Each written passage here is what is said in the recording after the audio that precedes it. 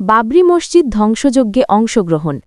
ভিডিওটিতে ১৯৯২ সালে অযোধ্যায় বাবরি মসজিদ ধ্বংসের ঘটনায় সক্রিয়ভাবে অংশ নেওয়া দুই প্রাক্তন শিবসেনা কর্মী বলবীর সিং এবং যোগেন্দ্র পালের জীবনের নাটকীয় পরিবর্তনের ওপর আলোকপাত করা হয়েছে।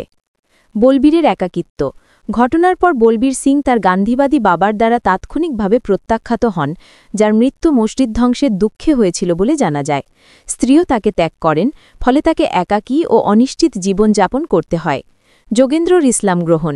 বলবীর পরে জানতে পারেন যে যোগেন্দ্র পাল মসজিদ ধ্বংসের মহাপাপের কারণে তীব্র মানসিক অস্থিরতায় ভুগছিলেন এবং অনুশোচনা থেকে মুক্তি ও শান্তি খুঁজে পেতে ইসলাম ধর্ম গ্রহণ করেছেন। বলবীরেরও ধর্মান্তর। যোগেন্দ্রর পথ অনুসরণ করে বলবীরও ইসলাম ধর্ম গ্রহণ করেন এবং তার নতুন নাম হয় মোহাম্মদ আমির। তিনি নিয়মিত মসজিদে যান এবং আল্লাহর জিকিরের মাধ্যমে শান্তি খুঁজে পান। মসজিদ সংস্কারের মাধ্যমে প্রায়শ্চিত্ত। অনুশোচনা জানাতে মোহাম্মদ আমির অর্থাৎ বলবীর ভারতে ১০০টি ভাঙা মসজিদ সংস্কারের ব্রত নেন।